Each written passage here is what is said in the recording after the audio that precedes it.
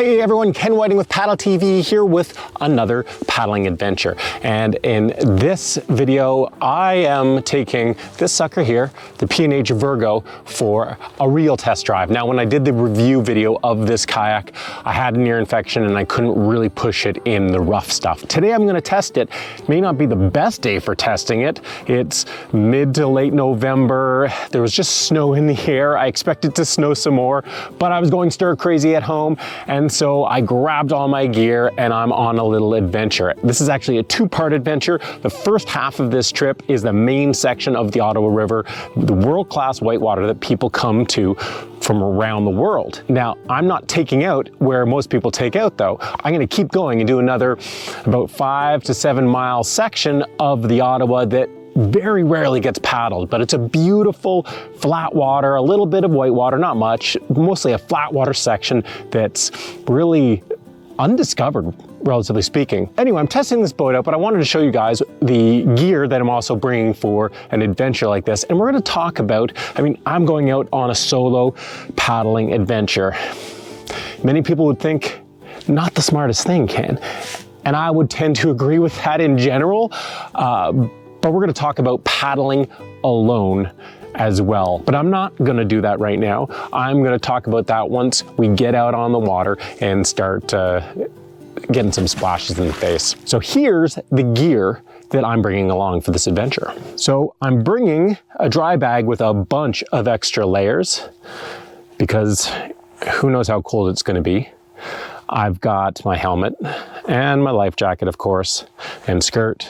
I'm bringing 2 paddles, my main paddle, one that's got more durable blades for the whitewater, and then a carbon one, which is gonna be my backup one. If I need it in the whitewater, if I do break or lose a paddle, well, it'll work, but it'll be nicer for the flat water. Gloves, one pair of gloves, one pair of mitts, depending on how cold it really feels out there.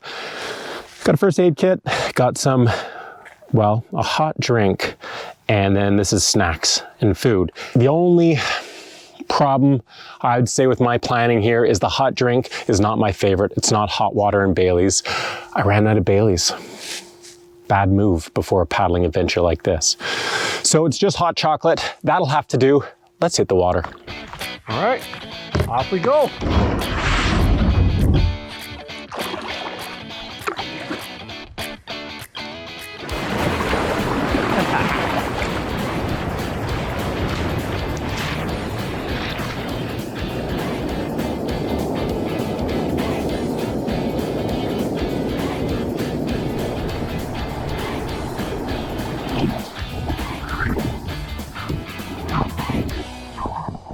So it begins.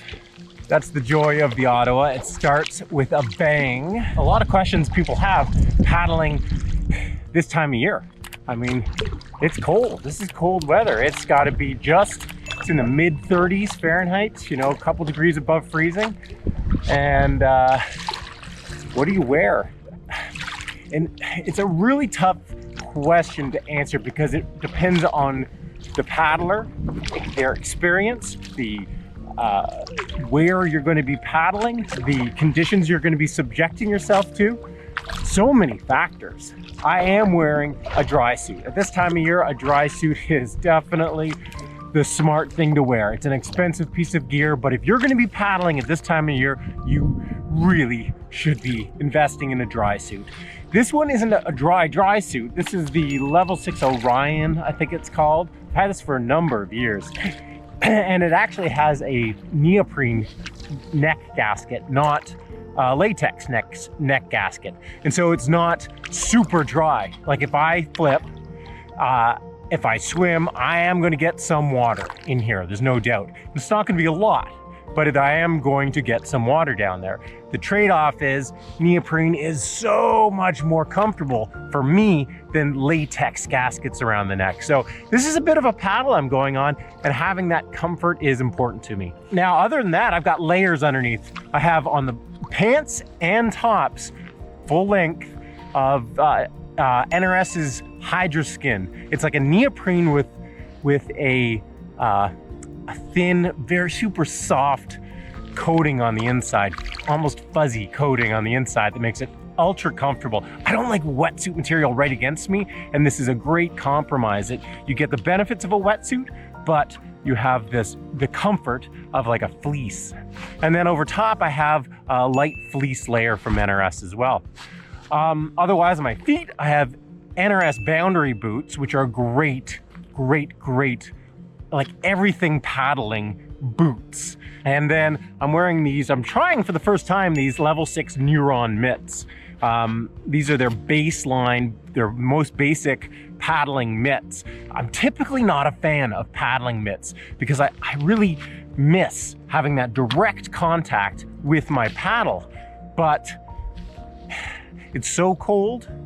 I wanted to give these a whirl and see how they go. I brought pogies and I brought some other thinner gloves in case I didn't feel confident enough with these, especially in the whitewater. I might change out for the whitewater. That's about it. I brought lots more layers in case I have to adjust my temperature. I'm gonna be paddling hard. I plan to be paddling this, 14, 15 kilometers, pretty much all the way. Not much stopping, a few snack stops, some hot chocolate stops, but otherwise just going.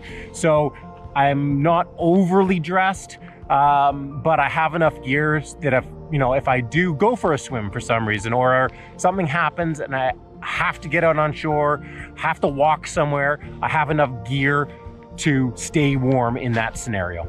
The name of the game today is keeping the face as dry as possible and avoiding flips at all costs. I'm taking the easier line today. Here we go.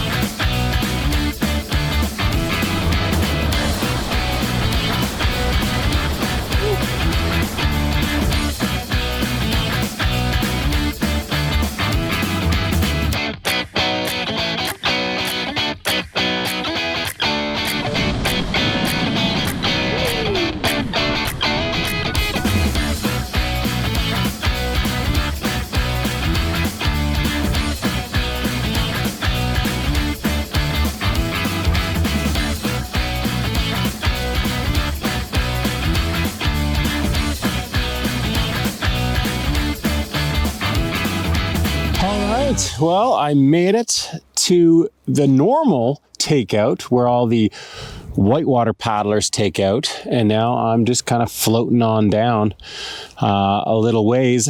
I've got mostly flat water, one more rapid coming up, and then I don't know, like 7 kilometers or something like that, 4 or 5 miles, I believe, of flat water to get to the takeout. Talking about the Virgo and how it performed, it's definitely been tested now.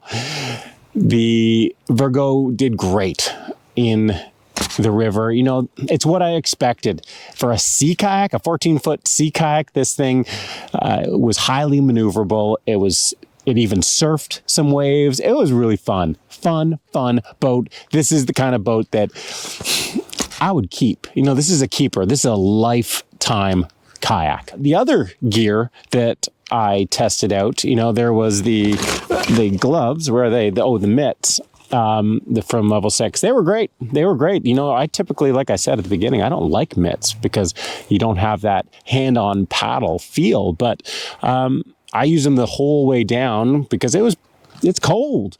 And they didn't bother me that much at all. I'm actually, you know, a bit more of a believer in handwear, having something between your hand and the paddle now. I might do that again instead of pogies.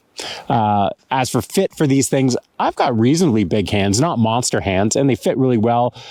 Any wider of a hand than mine, and it would have been tight, and these are extra large. So, you know, if you have super wide hands, an extra large isn't going to do the trick. Now let's talk about paddling alone down, well, anywhere. Paddling alone, period.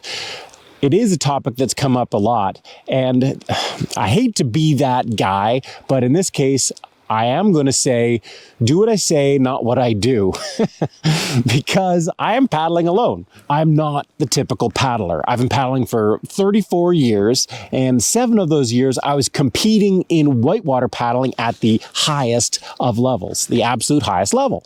And so I've got an incredible amount of experience in paddling in rough conditions, all sorts of different conditions. I've paddled in hundreds of rivers in all over the world. Just because I'm paddling alone, it doesn't mean that that you should. In fact, paddling alone is, in general, a bad idea. It's a bad idea for you, and it is a bad idea for me. I didn't have anybody to paddle with today, but I have the experience, the expertise to be able to do this with a reasonable amount of safety, or I should say with a reasonable amount of risk. The thing about paddling is, even in benign conditions, flat water, beautiful, warm weather, when things do go wrong paddling, and they don't that often when you're not dealing with whitewater, but when things do go wrong, they have the potential of going very, very, very wrong.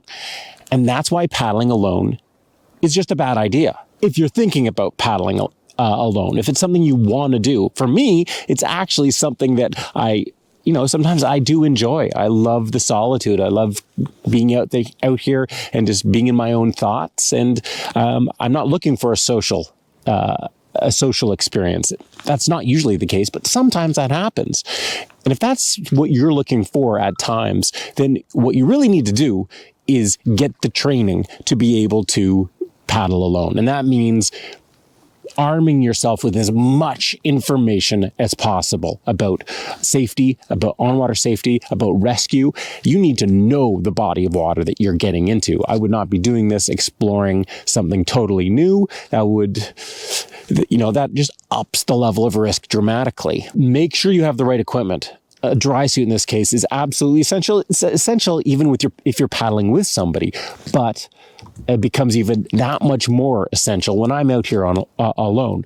I have communication devices, and I've told my wife exactly where I'm going to be. In fact, I just checked in with her. You might have heard my cell phone binging there because I let her know I just passed the takeout and all's good, and I'm moving on downstream. And so I've set up these checkpoints. The other thing that I brought that I didn't mention at the beginning of this video was this thing here, this Zoleo. And this Zoleo device uses the satellite networks. And I can, through my cell phone, even when there's no cell service, zero, as long as I'm outdoors and I have a line of sight to the sky, then I can tap into the satellites and I can message directly. I can send text messages, emails, and that is a huge piece of security when you're out, not only when you're out alone, when you're out paddling alone, but also when you're out there as a group in remote locations that don't have cell service. Anyway, paddling alone, not a great idea. If you are going to do it, then you're accepting a much higher level of risk. You definitely need to arm yourself with the skills, the knowledge, and the practical experience.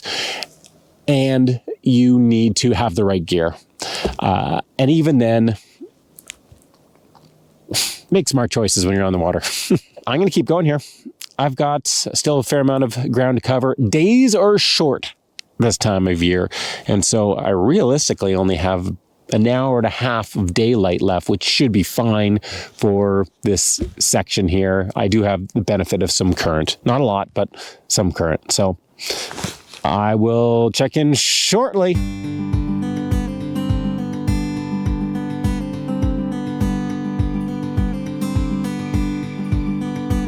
All right, so we are coming up on one of my favorite spots in the world. I call this the Magical Mystery Tour, and it's a little offshoot of the main flow. This channel that just goes off into the woods, and it is just magical.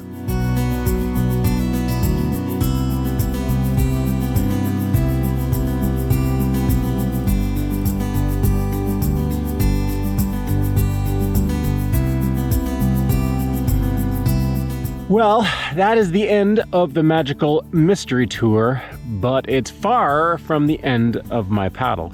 I still have a ways to go, and it is starting to darken a little. There's a lot of cloud cover, so I'm not going to get the benefit of that. So I'm going to put the hammer down here and say farewell. I hope you guys have enjoyed this video, a different type of video, a self-shot video. And I hope you also do what I say and not what I do about solo paddling. It really is important that you do paddle with people until you reach a level of experience and expertise where you can make a very educated decisions, weigh the risks, and be able to deal with the stuff that pops up. For the past 3 years, my goal has been not to roll every time I paddle the river. I think that's one of those things that comes with age, is you start doing things with the hopes of avoiding rolling. And to be honest, I have to roll now very, very, very seldom. So again, risk for me was very low, but it's not gonna be the same for everyone. Be safe, have fun on the water, enjoy paddling in the winter months, and we'll see you again soon for lots more tips, tricks, paddling adventures, and gear reviews.